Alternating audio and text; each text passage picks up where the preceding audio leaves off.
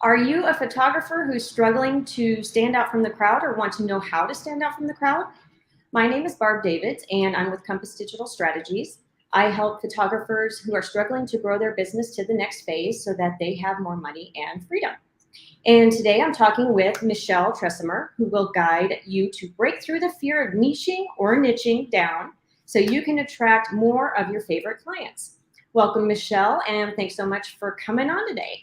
Thank you. I'm really excited about this topic. Great. All right. Why don't we jump in with a little bit of a background of who you are, how you came into marketing, and we'll go from there. Awesome. I am a Gen Xer, so I'm a digital native. I've been doing marketing since MySpace days, for anybody who remembers Tom from MySpace. Yeah. My specialty these days is as a marketing generalist, which basically means I learn all about all the different pieces of marketing. And my job is to figure out what pieces and what levers to pull that's going to get you to your goal the fastest. So I know how all of the pieces work. And I got to say, my absolute favorite piece is this topic. Differentiation, standing out from the crowd. Oh, it's a big one. Yeah. Awesome. All right. Well, with that, how do we? Awesome. Go ahead and show my slides. Oh, yep. There you go. We will dive in. I prepped some really fun examples specifically for photographers.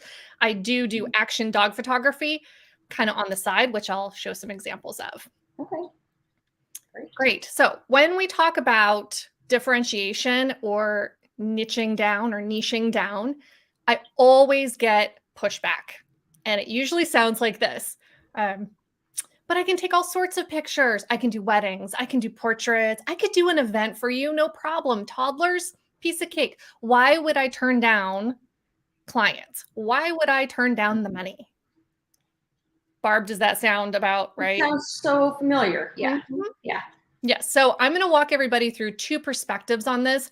One is from what you sell. So the actual services, the packages that you sell. The second is who you're selling it to.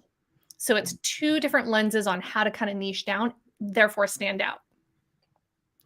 So the first one is what you sell. The riches are in the niches. So long story short, I don't think people ever ask for or say, I need a photographer. They're usually more specific. They say, I need a corporate event photographer. I need a product photographer. I need someone to take our family portraits. I need a wedding. It's not just photographer. It's way more specific. As you know, all of us are photographers, right? Presumably, you could take any of those photos. Like I could, technically. But I want to show you an example of why that's not a great thing to do. So for this exercise, I want us all to pretend you are the local Chamber of Commerce and you are hosting a big community event. Your job is on the line. You need to knock it out of the park and you need an event photographer. So you start looking, you don't have any referrals, so you're starting fresh. You come across this post. Now take a look at this. There's tons of pictures. I do see an event photo in there from Oktoberfest with the beer steins. Lots of examples. They list all the different kinds of photos they can take and mentions unique personality. That's pretty good. And if you read this, your local portrait, event, family, commercial, or a pet photographer. So yes, technically they are an event photographer. It's pretty overwhelming. It's not super clear on their specialty. Am I going to get pictures from this person? Yes. But the whole topic that we're talking about today is breaking through that noise. This is noisy. It's talking about a whole lot of stuff without saying very much. Okay, so let's look at a different example. Now, this photographer is talking specifically about event photography and opens with, now read the first line of that post. We're excited to partner with you to capture the energy and excitement of your next community event. I mean, you can't get much more specific than that. Yeah. And then it goes on to talk about a special social media package where you get real-time videos for Instagram during the event. You get specially edited photos so that they can share them on their social networks, cropped perfectly for social. And then the middle one, The middle sentence, this speaks to their pain point of hiring an event photographer. They don't want to babysit the photographer or make sure they're getting the shots that they need to get. They can just focus on being an awesome host. Right. Now, already I'm thinking, ooh, this sounds so much nicer. It's so clear. This photographer is going to get me exactly what I need and make me look amazing to my boss. And look at the photo. It's one photo. It's eye-catching. It's of an event. It's clearly community-oriented. Like, it's amazing, right? Yeah, I would totally pick the second one way over the first one. I would think that they would have more experience too. I don't know if that's necessarily true in all cases, but I would expect that the person would have more experience, but also just maybe know some of the tips and tricks of getting that little bit of extra, or they might know something a little bit more than that first person would. Yes, absolutely. So when we look at these side by side, you bring up some amazing points. First and foremost, you said it without saying it. Perception is reality. You perceived the example on the right to be more experienced. It doesn't matter if it's true or not. You perceived it to be. So they're going to get more business. And then the second brilliant thing that you talked about is if you perceive them to have more experience, they are going to know. I mean, that photographer is going to answer questions you didn't even know to ask as the Chamber of Commerce. Like, they are going to help you make sure that the event is captured beautifully. Yeah, that makes sense. Yeah. And I will give my husband credit for that photo on the right. That was an event we did. It looks so fun, I'm telling you. Yes, it was a good event. event. Yeah. I'm with that event photographer. Yes. All right. So this is the first piece, right? You got to be clear on what you sell. You don't want to be all things to everybody. So be really clear on what you take photos of. It sounds like a no-brainer, but funny story, a neighbor convinced me to do some toddler photos. Now, mind you, I do dog photography. So running toddler, running dog, you would think, okay, they both move quickly and erratically. I could probably do this. And I did a great job. She was very happy. But then what happened, I kept getting a bunch of calls for referrals to do more toddler photos. Oh. I do not enjoy taking toddler photos. So it was like a waste of my time. Like, the photos turned out great and everything, but that's not what I want to be known for. It doesn't light me up, and no. Yeah. All right. So Barb, can you talk for a second about how niching down with what you sell helps on that SEO front, the search engine optimization? It is very much like the perception or like the person who's looking for you. So if you can niche down and you're talking about one type of photography, like the event photography, all of your content is going to be geared towards that.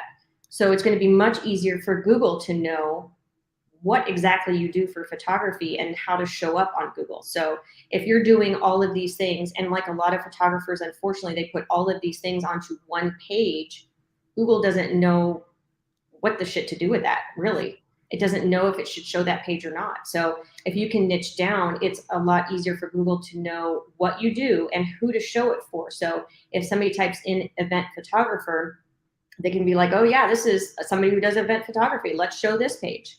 So it's really helpful in terms of the context of what you do for Google, because it can see that one thing.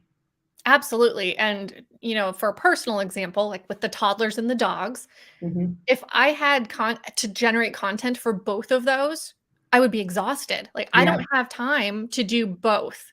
Like, what a waste. Like, I would maybe get, I don't know, one blog post out a quarter on toddlers. And like, it splits my energy in really not good ways. Yeah. That's a good point though, too, the energy side of it. I mean, you only have so much time in a day. You only have so much like output that you can do, or hiring.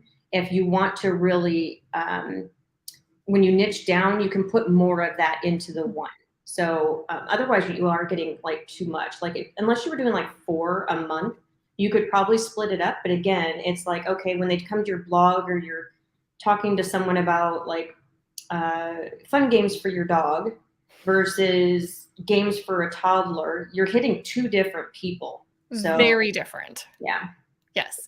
And I will admit, so I do dog photography with my husband, and we also do event and some portrait stuff. I Mhm. split the brand Mm. very intentionally. So Okay. we have two completely separate companies technically doing Mm. business as Interesting. because of this. Okay.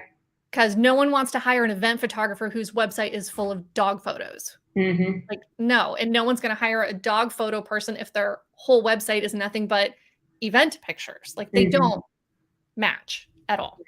Yep. That makes sense. Yes. So let's talk about that energy because that is really key.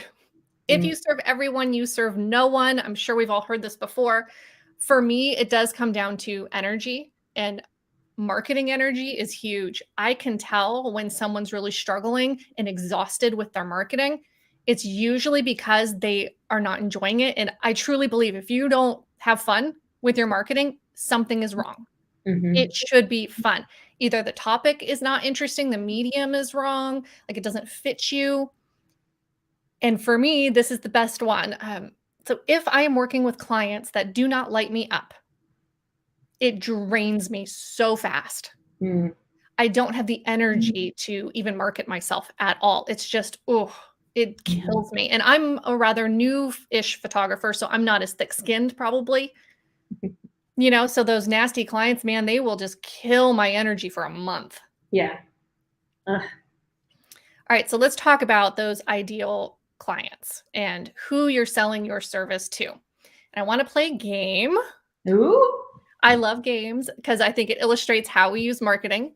So Okay. this is Guess Who. If you have played this before, don't ruin it for anybody else. And I can't take credit for this. Someone else came up with this, but it's so brilliant. Okay. Okay, so suppose we want this person to buy from us. We want them to book us for a photo shoot.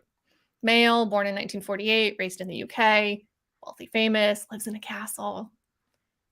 I think we can kind of understand who this is. So I want you to picture this person in your head and think, is he going to have a driver or is he going to drive himself? Does he get custom tailored suits or does he buy off the rack? So you Mm. kind of get the sense. And I think you probably guessed King Charles III. Mhm. So this is as if I said, I want people who have dogs. Okay. Okay. But it goes further than that because Ozzy Osbourne also fits this exact demographic. They need very different kinds of photos. Just a little bit. Yeah, like way different, like night and day. So Mhm. this is why it's really important to think about who do we want to work with for our photo shoots? Is it an Ozzy or is it a King Charles III? Mhm. So I'm going to show you an example using my own pictures because this does get pretty nuanced. And I do want to, I have clients who will drop $1,000 on a dog's birthday party. Like nothing. Like they love it. Mhm. They're high end, affluent. They have the custom cakes, the whole nine for a dog's birthday party. I also have Gen Z and millennials who opted to get a dog instead of have kids. Mm. So it is their fur baby and it is their world, right? Mhm. I have clients who have purebred show dogs where the collar has to be just so. And there's a whole thing about it. Their fur cannot get dirty at all. Then I have, of course, my favorite clients who have rescued mutts. No idea what the breeds are. They're rescues. They are just the best. Mhm. Very different kinds of owners, but it's all dog photography. Okay, so it does get a little nuanced. All right, so here's an example. This is Bailey, my subject. Very, very formal birthday photo shoot. She's got the bandana, the Yeah. presents. The balloons are actually in the shape of a six. She was groomed earlier that day. Like some serious work and thought went into this photo shoot, right? Yeah. Okay, so I could attract this kind of client if I wanted to. Mhm. But then there's this one. Like, Oh, just that's so fun. look at the joy on that dog's face. This is the same dog. This is still Bailey. Wow. Right. This photo shoot, she called me and it was an off the cuff, like, hey, it's snowing. Let's go get some dog photos. I ran out the door and met her at a park that was walking distance. And we got this amazing, amazing photo shoot. Wow. Now, this one, let me walk you through. The one on the left, this one was painful to edit. It Hmm. was just an absolute slog for me to edit it, and I don't like it particularly. Like, it doesn't light me up and I don't enjoy it. Okay. It's very formal. The one on the right, I was giggling through this whole editing process. And we all know editing can be a bear. Like, oof. Hmm. So if I attract more clients like the one on the right that light me up when I'm editing them, I can take on more clients. It shows in my work. The client feels my excitement. Hmm. Like, it just feels way better. Like, I want the clients who are good with eye boogies and dirt and just slobber everywhere. Those are my people. Yeah. It doesn't feel like a job. Like, it It doesn't feel like doesn't. work. Yeah, you are 100% right. It really doesn't. So let me show you a couple others. And I'm using social media as an example just because it's pretty clear. Like, I Okay. want more posts like the one on the right and less of the ones on the left because Hmm. I want people to see the one on the right and say, oh my gosh, she's the one, I'm hiring her. Way more, just like the event photography, right? We want Hmm. super clear what they're going to get. And I'm intentionally attracting that. Here's another example, formal, it's still outdoors, formal photo on the left, pretty artsy. Hmm. This is Dahlia. The same dog is on the right in a cow costume. Hmm. Same dog, same photo shoot, but I want to attract the kinds of owners who are attracted to the one on the right. Hmm. Same here. Like, yes, I do take the photos like on the left, but in my experience, the clients who hire me for that kind of picture, they're more high maintenance. They're way involved.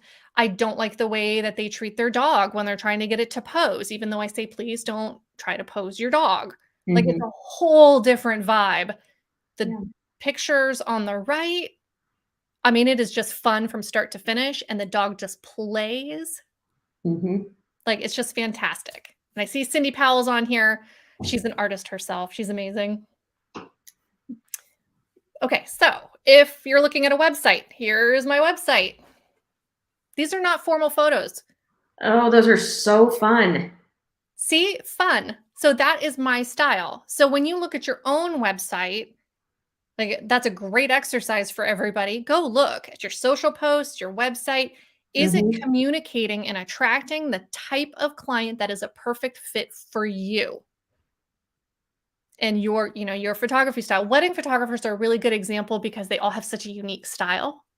Hmm. But go look at your site and see if it does, if that shows through. Sometimes photographers, they just wanna put all their best pictures out there. Yeah. I don't have any toddlers on here, Hmm. and I don't have, like, studio shots. There is a woman in my a photographer in my area, high end. She does the most stunning portraits of dogs. I Hmm. mean, blows my mind how beautiful they are. When people call me and ask me to do portraits, I say, "Nope, you need to call her." Hmm. And when people ask her, "Ooh, can you get some action shots?" She says, "Nope, you need to call Michelle." Hmm. We're both dog photographers, different clients. Yeah. I think that's where a lot of, maybe not even just photographers, but a lot of small business folks, they forget to go look at their own website, and even to the level of desktop versus mobile. And when you see it, you get a better sense of what people are seeing and if it's getting them where you want them to go. So I think that's a really good point about taking a look and seeing if it's portraying what you want it to. It's difficult when you do it, one at a time too. I usually have people, I'm old school, take screenshot and print it out. Print out your Mm. email signature, your business, put your business card on your table, your homepage of your website, multiple social media networks, and see if everything matches. Does it feel right? And I also like to do that exercise with other competitors. That is a great idea. Do I you love look that. different? Do you feel different than that photographer? Hmm. And then everybody usually realizes, "Oh my gosh, no. It doesn't feel different. I don't feel unique. This doesn't feel like me. This is from 10 years ago and I haven't updated it in years." Then you have some work to do. Yeah. So, I mean, bottom line, all these examples, I'm presenting myself in a way that is going to delight and inspire my ideal customers, my clients. Mhm. And I just want to show these side by side again for the event photography example on the services. You really want to narrow down the focus. And then once you've narrowed down what services you provide, narrow down what kind within that service, like really niche that down. I always love that example. And I always think, okay, am I marketing to Aussie or King Charles? Which one? Yeah. That's a fantastic example. I I love that. love that example. Yeah. Yeah. And then, I mean, everyone on here is a photographer, presumably, right? Mhm. So why would someone hire you versus me? Mhm. You know, it all comes down to that. It's the personality and the style. So show it off and make sure it's, you. How does that feel? Mhm. Hopefully it explains a little more why we say riches are in the niches and clear examples of what it looks like. Mhm. That was fantastic. I love it. Grab The a course. examples were by far some of the best examples I have ever seen. I love it. That was great. Oh, good. Yeah, I think that's really helpful. I think I know when I was doing photography, I started out with everything, even though it wasn't really everything. I felt like it was. Like I didn't know what I wanted to do, and for me, I just ended up doing a bunch of different things to figure out what I liked the best. Um, and I think it's really interesting that you've niched down so far as to even inside of pet photography or dog photography into portraits versus action. Oh, Um, I could go deeper. I was thinking about it. I was thinking I could go by breed. If oh I my. wanted to be known for the dachshund photographer, I could Mhm. go that niche. And if Yeah. anybody owns a dachshund, they're going to call me because I'm going to be in that network, and every single dachshund breeder and owner in my immediate area is going to know I'm the Mhm. person. Yeah. I could Wow. do rescues only, which I've actually considered doing. Mhm.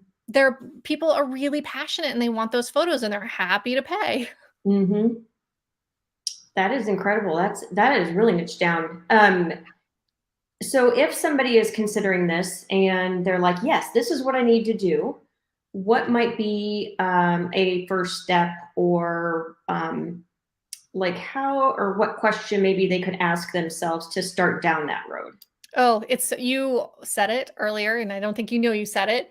When you're editing your next batch of photos, take a second to check in with yourself and Mhm. feel, am I having fun? Does this feel good? Or does this feel like a slog and I'd rather go do laundry? I'm not kidding. Like I've felt That's that pretty bad. before. I know. So, I mean, check in with yourself because I think you know deep down what you love taking photos of and what lights you up. And Mhm. if that piece lights you up, marketing it is 10 times easier because you Mhm. like it. Yeah. But it's tough, when people offer you money to do something a little outside your area of expertise, it's Mhm. kind of tough to say no. But don't do what I did, and now people are still calling me for toddler photos. Oh, It's like, no, I want to do dogs. yeah. And you're fantastic at it. It's Thank just you. such great stuff. Oh, good. It's pretty fun, and I don't have to Photoshop out snot or eye boogies. That's my style. It's very real, so it's great. But yeah, so check in and make a list of this brings me joy, this does not. Yeah. It's I like like Marie Kondoing your mm, business. yeah. That makes sense. Cool. All right. Well, great. Thank you so much, Michelle. Let me do this. I'm going to put your link up there. So if people want to find you, maybe you could let me know or let them, whoever's watching, know, is this the best way to contact you or let us know. Yes, please reach out on LinkedIn. I'm always posting helpful marketing tips, ways to niche down, all sorts of stuff. Like I said, I'm a generalist, so you're going to learn a lot about a lot. Okay. Yeah, LinkedIn's where it's at for me. All right. Great. All right. Thanks again. And for those of you watching, go connect with Michelle on LinkedIn. And I hope you learned some amazing things today. Cheers. Thank you.